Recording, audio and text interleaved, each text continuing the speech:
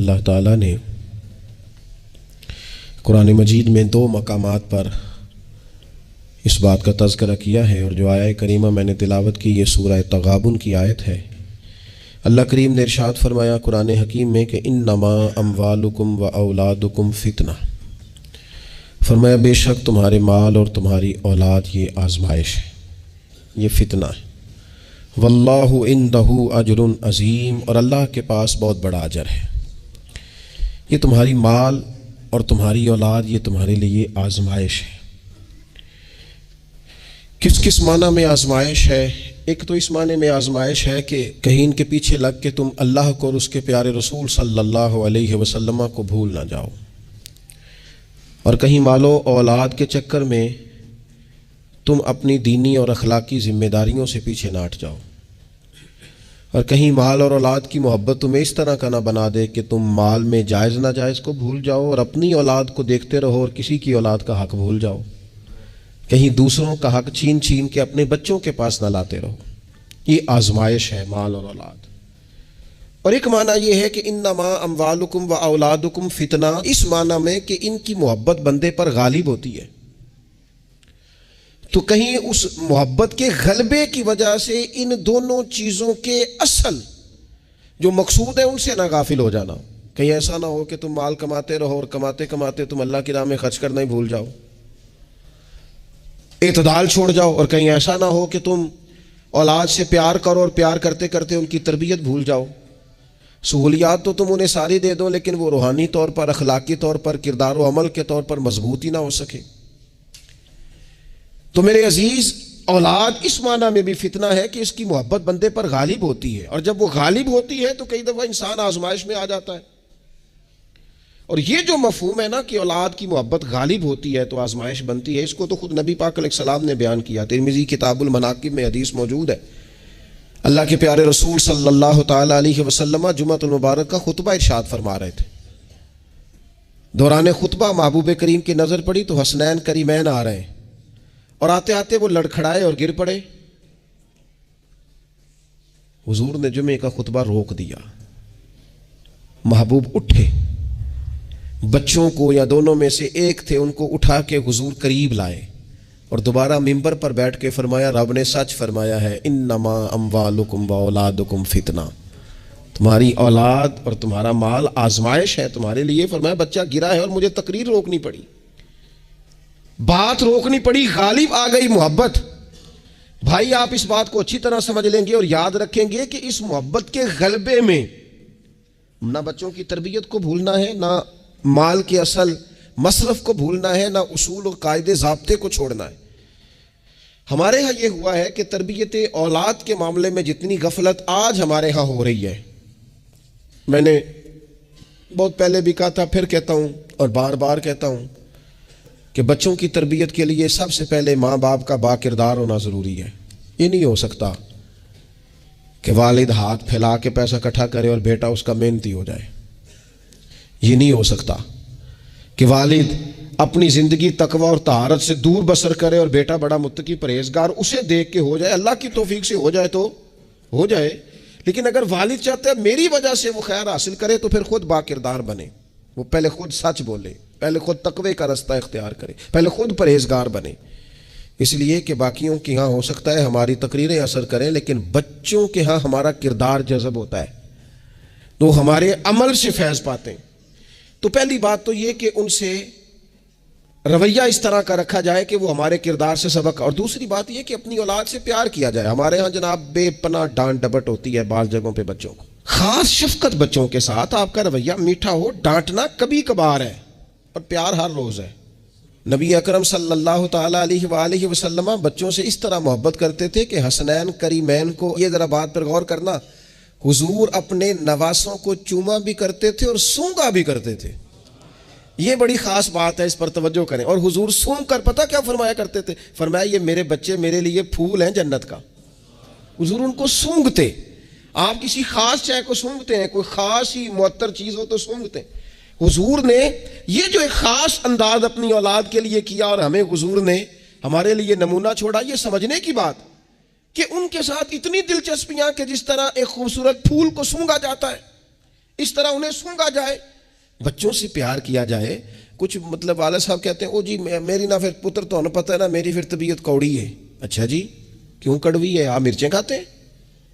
क्यों कड़वी है भैया आपकी तबीयत? वजह क्या है? आपकी तबीयत किसी मालदार के सामने तो कड़वी नहीं होती, आपकी जो फैक्ट्री का ऑफिसर है उसके सामने, मालिक के सामने तो आप कभी कड़वे नहीं हुए। यहाँ कल आ जाए कोई अमीर आदमी, कोई सियासतदान, तो आप बड़े मीठे होते हैं, हार लेके खड़े होते हैं। वो 6 घंटे भी लेट हो तो आपके चेहरे पर बल नहीं आता। और बच्चों को हर बात में डांट डपट करना, हर वक्त उन्हें परेशान करना। अपनी औलाद को कभी किसी के सामने ना समझाएं, कभी भी। उनको जब समझाना हो तो उन्हें तन्हाई में समझाएं। तन्हाई में नसीहत करना मेरे रसूल पाक का तरीका है। मेरी गुजारिश है कि एक बेटे को दूसरे बच्चों के सामने भी ना समझाएं, उनकी इज्जत नफ्स का ख्याल करें।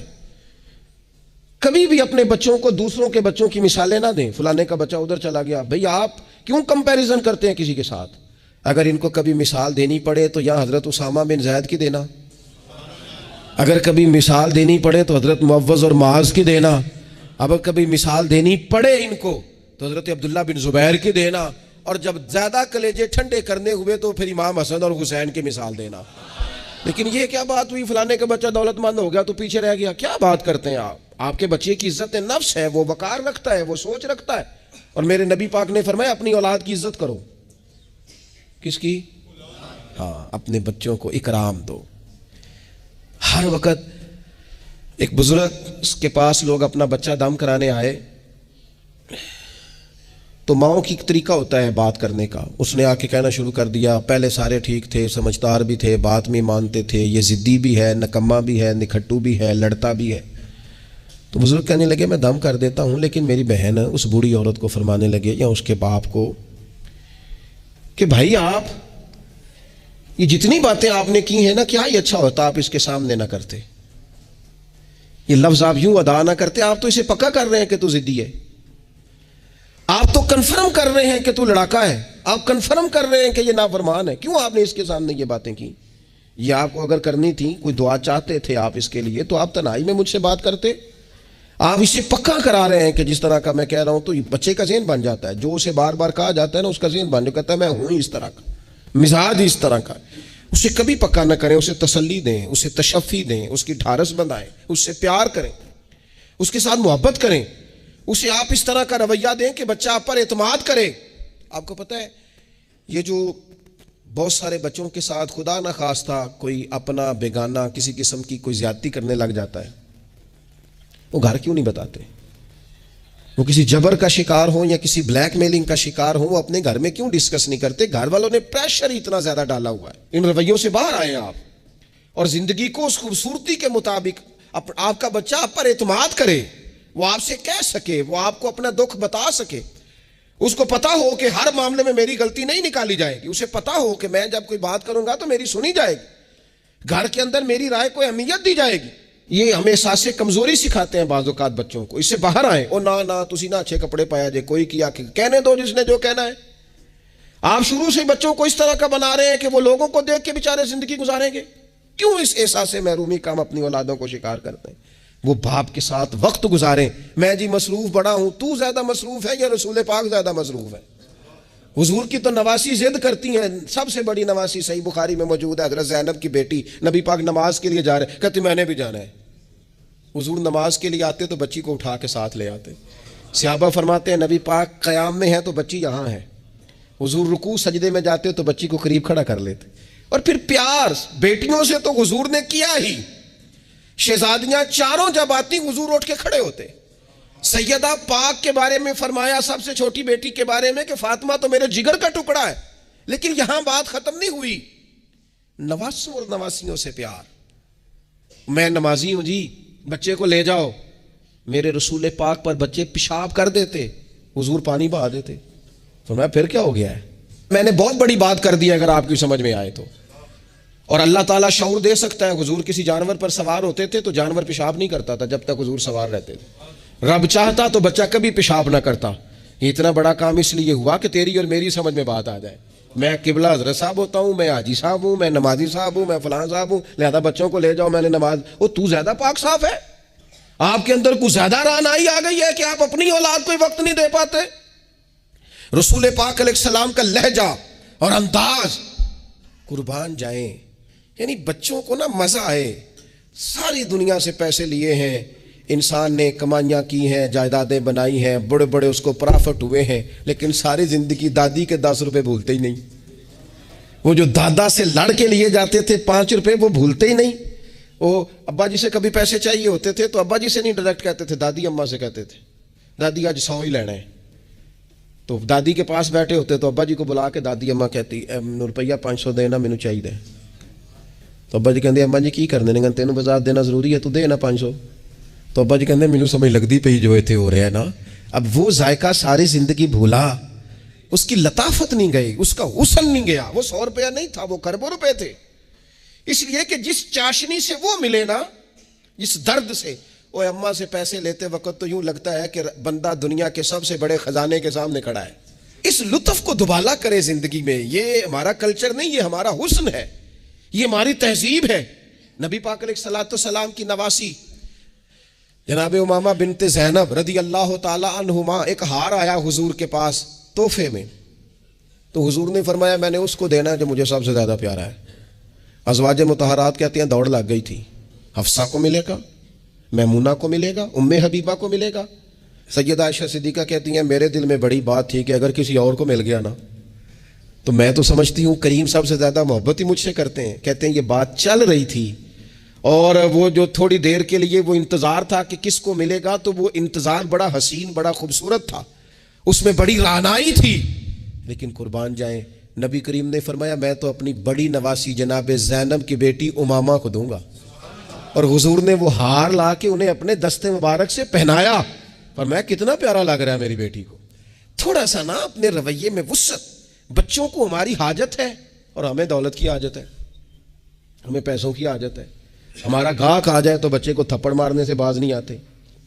2, 4, 5 मिनट की मसरूफियत है किसी बंदे की तो वो क्या कहेगा कि लो जी बच्चा आ गया है। तो बच्चे के साथ खेलना, बच्चे से ओ सुनो यार हद हो गई। निसाई में मौजूद है, सियासता की रवायत। नबी पाक ने सजदा लंबा कर दिया ना, मैं इससे बड़ी बात नहीं आपको सुना सकता। लंबा सजदा हो गया, लंबा। सहाबा फरमाते परेशान हो गए और तवील सजदा रसूल पाक ने फरमाया सजदा। सहाबा फरमाते हैं जब रसूल पाक अलैहिस्सलाम ने नमाज की तकमील की तो 2 बातें हमने अर्ज की हुजूर, हम एक तो हम परेशान हो गए थे कि कोई ऐसी बात ना हो गई हो, खुदा न खास्ता को ना खुशगवार बात, अल्लाह के हुक्म ने भी आना है, आपने हमें बताया है। और दूसरा हमारा ख्याल था कहीं वही तो नहीं नाज़िल होनी शुरू हो गई। कई दफ़ा वही आती है तो देर तक महबूब एक हालत में रहते हैं, इन 2 में से कोई एक होगी। तो हुजूर ने फरमाया ये दोनों नहीं थी। या रसूलल्लाह फिर क्या था? फरमाया वो मेरे बेटों में से ना, हसन और हुसैन में से एक मेरे कंधे पे सवार हो गया था। और ये लफ्ज है हदीस पाक में सियासता में, फरमाया मुझे अच्छा नहीं लग रहा था कि मैं बच्चे को उतारूंगा तो वो जरा नागवार महसूस करेगा। हुजूर आप रसूल हैं और नमाज अल्लाह की, और इस दौरान भी बच्चे की चाहत का ख्याल। तेरी सूरत तेरी सीरत जमाने से निराली है, तेरी हर एक अदा प्यारे अदाए बेमिसाली है, बेमिसाली है तेरी अदाएं। फरमाया बच्चा कहीं उसे कोई तो बच्चों के एहसास ही नहीं है। आपने जब चाहा डांट दिया, आपने जब चाहा जो मर्जी कर दिया। अब्बा जी का डंडा घर में लटकना चाहिए, हुक्म है, लेकिन अब्बा जी को माथा भी तो बार बार चूमना है ना। सख्ती तो कभी कभी है और मोहब्बत बार बार है। तो जो बार बार काम है उसका आदि होना चाहिए कि जनाब वो चुप कर दो, तुम्हारा अब्बा आ गया, अब्बा जी आया कि हिटलर आ गया घर में, ये क्या बात हुई भाई? वालिद को तो शफीक होना चाहिए, मेहरबान होना चाहिए, उसके अंदर खूबसूरती होनी चाहिए, उसके अंदर रानाई होनी चाहिए। तो नबी पाक सल्लल्लाहु ताला अलैहि वसल्लम ने बेपनाह प्यार किया। अच्छा, इसी प्यार से हुजूर ने तरबियत भी की। और ये प्यार क्योंकि हसनैन करीमैन की हम मिसालें अर्ज करते हैं तो उनकी शान तो वराउल वरा। नबी पाक का सब बच्चों के साथ ये रवैया था। हजरत अनस बिन मालिक कहते हैं मैं हुजूर का खादिम हूँ, मेरी अम्मा खिदमत के लिए छोड़ के गई, पर हुजूर जब भी मुझे बुलाते कहते या बुनैया, ओ मेरे प्यारे बेटे। ये खादिम है घर में, बच्चा खिदमत गुजार, उसे भी ओ प्यारे बेटे। और पास बिठा के नसीहतें करते हुजूर, कहते देखना सुबह इस हाल में करना कि बुग़्ज़ ना हो किसी का। अंस मेरे बेटे, ये भी मेरी सुन्नत है। हजरत उम्मे खालिद रदी अल्लाह ताला अन्हा कहती मैं छोटी सी थी, मैंने जर्द रंग की कमीज पहनी थी, मेरे अब्बा जी मुझे हुजूर के पास ले गए। कहती कोई अजीब ही नूर वाला माहौल था, मैं पहुंच गई तो हुजूर मेरा कुर्ता देख के ना तो कहने लगे कितनी प्यारी लग रही है बेटी। कहती मैं हुजूर की मोहरे नबुव्वत से खेलने लगी। मेरे अब्बा जी मुझे कहने लगे इधर हट, ये क्या कर रही है? तो हुजूर फरमाने लगे ठहर जाना, बच्चे तो बच्चे ही होते हैं, इसे खेलने दे। मैं खेलती रही और हुजूर मुझे दुआएं देते रहे। कहा अल्लाह करे तू ये कपड़ा पुराना करे। क्या मतलब कि अल्लाह करे तेरी उम्र दराज हो, अल्लाह तुझे बेटा लंबी उम्र अता करे। हुजूर बच्चों के साथ मोहब्बत करते, उनसे प्यार करते, उनके साथ रसूल पाक अलैहिस्सलाम का खास शफकत का मामला। इनको जरूरत होती है हमारी, इनको हाजत होती है हमारी, लेकिन हमारे लहजे की तलखी, हमारे लफ्जों की तुरशरुई, काम के नाम पर, संवारने के नाम पर। और फिर आपको पता है ये जो बच्चों में अदल करने का क्यों कहा गया भला, कि अपनी औलाद में अदल करो। फरमाया हुजूर ने अल्लाह से डरो और औलाद में इंसाफ करो। क्यों कहा गया? वो इसलिए कहा गया कि एक बच्चे से आप प्यार कर रहे हैं तो दूसरा भी आपके बारे में उतना ही जज्बाती है, वो आपसे उतनी ही मोहब्बत करता है। आप एक की तारीफें किए ही जा रहे हैं, दूसरे को आपने नजरअंदाज कर दिया, तो अल्लाह की बारगाह में इसका भी जवाब देना है। हुजूर अलैहिस्सलाम ने फरमाया डर अल्लाह से, इंसाफ कर अपने बच्चों के अंदर। इसलिए शारहीन हदीस ने लिखा है किसी बच्चे के मुंह पे 2 दफा बोसा ना देना और एक के मुंह पे 1 दफा। फरमाया अगर एक को 1 बोसा दिया तो दूसरे को भी 1 ही दे, और अगर दूसरे को 2 दिए हैं तो फिर पहले वाले को भी इंसाफ कर, अदल कर, मोहब्बत में भी, अता करने में भी, प्यार करने में भी, नवाजने में भी। हर लिहाज से बाप की जिम्मेदारी है, मां की जिम्मेदारी है कि वो इंसाफ का तराजू थामे, वरना हिसाब सिर्फ नमाजों का नहीं होगा, मोहब्बतों का भी होगा। हिसाब सिर्फ ज़कातों का नहीं होगा, तेरी उल्फतों का भी हिसाब होगा। हिसाब सिर्फ तुझसे तेरे रोजे हज ज़कात का नहीं लिया जाएगा, तेरी तवज्जुहात का भी हिसाब होगा क़यामत के दिन, कि यहां होनी चाहिए थी क्यों नहीं थी, इधर ज्यादा क्यों थी, इधर ज्यादा क्यों नहीं थी। इसलिए अपनी मरकजी हैसियत को हमेशा समझें, जाने, अपनी जिंदगी में इनके लिए थोड़ा दिल बड़ा करें, गुंजाइश पैदा करें। इनको हमारी हाजत है। हमारी मसरूफियात ने, हमारे कारोबार ने, हमारे ताल्लुकात ने हमारे बच्चों से उनका बचपन छीन लिया है। हम वो सारी, आपने वो हदीसें सुनी है तो किस लिए सुनी है? ये सिर्फ शान इमाम हसनैन नहीं है, ये तालीम उम्मत भी है कि नबी पाक अलैहिस्सलाम ने कंधे पे बिठाया हुआ है इमाम हसन और हुसैन को, कंधों पे। और एक सहाबी ने जब कहा कि कितनी प्यारी सवारी है, तो महबूब फरमाने लगे सवार भी तो देख कितना सोना है, तो देख तो सही। तो ये आप मेरी बात को समझे ना, क्या कोई कमी थी वहां? फरिश्ते नहीं हाजिर हो जाते 2 मिनट में हर खिदमत के लिए? सहाबा जान कुर्बान करने को तैयार नहीं होते, लेकिन हुजूर ने क्यों कंधों पे उठाया? ताकि मुझे तुझे समझ आ जाए कि बच्चों को कंधों पे उठाना भी कोई कमाल है। तो अपनी ज़िंदगी में वो खूबसूरती, और फिर नबी पाक अलैहिस्सलाम बच्चों की तरबियत जब करते तो बड़े खूबसूरत अंदाज में। आपको पता है सहाबा फरमाते हैं बच्चे खेल रहे होते थे तो हुजूर जब गुजरते थे तो बच्चों को अस्सलामु अलैकुम कहते थे। नबी पाक बच्चों को सलाम करते, हुजूर फरमाते अस्सलामु अलैकुम, बच्चों को सलाम करते और पहल करते सलाम लेने में। आप बच्चों को सलाम करना शुरू कर दें, उम्मीद है बच्चे भी सबको सलाम करना शुरू कर देंगे।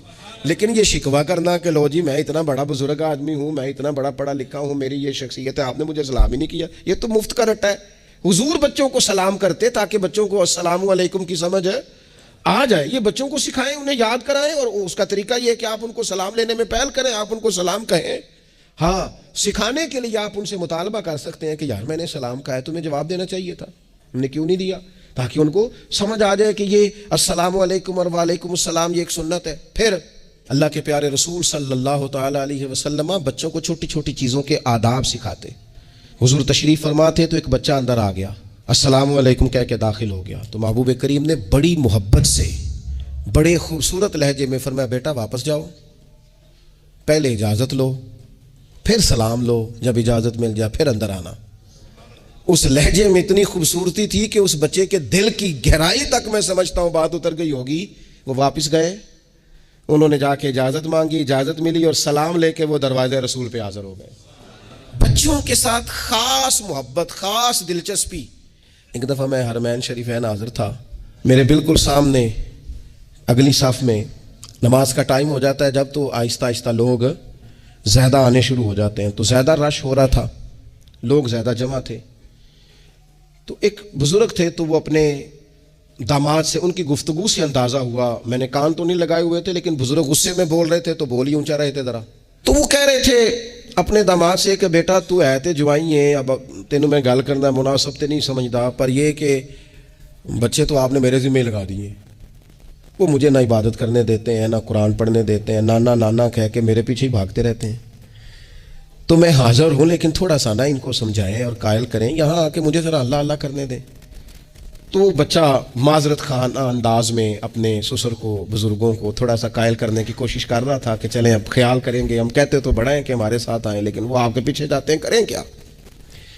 तो अब मुझसे न रहा गया, मैंने उनसे कहा बुज़ुर्गों मुनासिब तो नहीं, लेकिन आप बोले ऊंचा है तो सोन साहब ने लिया है, आपकी ज़ाती बात है, अगर इजाज़त दें तो एक जुमला कह दूँ। तो पलट के मेरी तरफ देख के कहने लगे मौलवी साहब आखो। तो मैंने उनसे कहा बड़े खुश नसीब नहीं, इस मस्जिद में बैठकर नवासों का ख्याल रखना और उनसे प्यार करना, ये तो मदीने वाले रसूल का तरीका है। और ई सादत बाज़ोरे बाजू नेस्त तान बख्शंदा खुदाए बख्शन। कुछ सादतें ऐसी होती हैं जो बाजू की कुव्वत से नहीं मिलती, तभी मिलती हैं जब रब अता करता है। तो मैंने कहा यहाँ तो नवासों से खेलना हुजूर का तरीका है। बाज़ चीज़ों में अल्लाह असर रखता है। थोड़ी देर खामोश रहे, फिर मैंने उन्हें आंसू पूंछते भी देखा। कहने लगे अल्लाह तोड़ा भला करे, लो भाई पुत्र हुण तुसीं भावें आराम करो। बाज़ दफ़ा बातें वो नाराज़ भी हो सकते हैं, तो मैं तैयार था अगर वो नाराज़ होंगे तो मैं माजरत करूँगा, लेकिन थोड़ा सा ना एक बात मैंने ज़रूर करनी है आपसे। मुझे बड़ा मज़ा आया, मुझे पता नहीं अब वो कालम नवीस ज़िंदा है कि नहीं, अब्दुल कादिर हसन होते थे, उन्होंने एक बात लिखी थी, मुझे बड़ी याद रह गई, और जिस दिन मैंने पहली दफ़ा पढ़ी थी मैं रोया भी बड़ा। वो कहने लगे एक दफ़ा गवर्नर मदीना ने ना हुक्म दिया था कि छोटे बच्चे लोग मस्जिद में लेके आते हैं रोज़ा रसूल सल्लल्लाहु अलैहि वसल्लम पर, तो बच्चे कालीन ख़राब कर देते हैं, मुख्तलिफ़ किस्म की चीज़ें गिरा देते हैं। तो इस तरह करें कि बच्चों को मना किया जाए, और कम से कम मकामी लोगों को ज़रूर मना किया जाए कि वो बच्चों को लेके ना आए। उन्होंने लिखा था कि रात ही को उस शख्स को ख्वाब में रसूल पाक अलैहिस्सलाम की ज़ियारत नसीब हुई, और नबी पाक अलैहिस्सलाम ने गवर्नर से कहा तुम ना अपने कालीन उठा के ले जाओ, पर मेरी उम्मत के बच्चों को मेरे शहर से दूर कोई ना करे, इनको आने दो, ये अपने रसूल के पास आए, ले जाओ अपने कालीन उठाकर, अगर तुम्हारी समझ में नहीं आता, लेकिन बच्चों को कोई आने से मना न करे। क्या कहा था मेरे इमाम ने हुजूर के बचपन के बारे में? कहा था अल्लाह अल्लाह वो बचपने की फबन, उस खुदा भाती सूरत पे लाखों सलाम, और पतली पतली गुले कुद्स की पत्तियां, उन लबों की नज़ाकत पे लाखों सलाम, उनके मौला के उन पर करोड़ों दुरूद, उनकी हर खूब व खसलत पे लाखों सलाम, हर अदा पर ही कुर्बान जाए। फरमाया ले जाओ उठा करके तुम अपना सामान, लेकिन कोई भी यहाँ से बच्चों को दूर है, अगर इनसे हमारा प्यार होगा तो ये हमारी बात भी समझेंगे, लेकिन उस मोहब्बत में भी एतदाल हो। उस मोहब्बत का ये माना हरगिज़ नहीं है कि उस मोहब्बत में वो कोई नाफरमानी की बात भी करें तो हमने कबूल करनी है, और उस मोहब्बत में वो अगर तालीम व तरबियत से दूर हो जाए तो उसे भी हमने कबूल करना है। लेकिन ऐसा ना करें कि बिल्कुल माहौल इस तरह का हो कि एक खौफनाक मंज़र पेश करे। उनकी तालीम तरबियत तभी होगी जब उनसे हमारी मोहब्बत होगी। अल्लाह ताला मुझे और आपको, हम सब को अपने अपने बच्चों की सही तरबियत की तौफीक अता करे।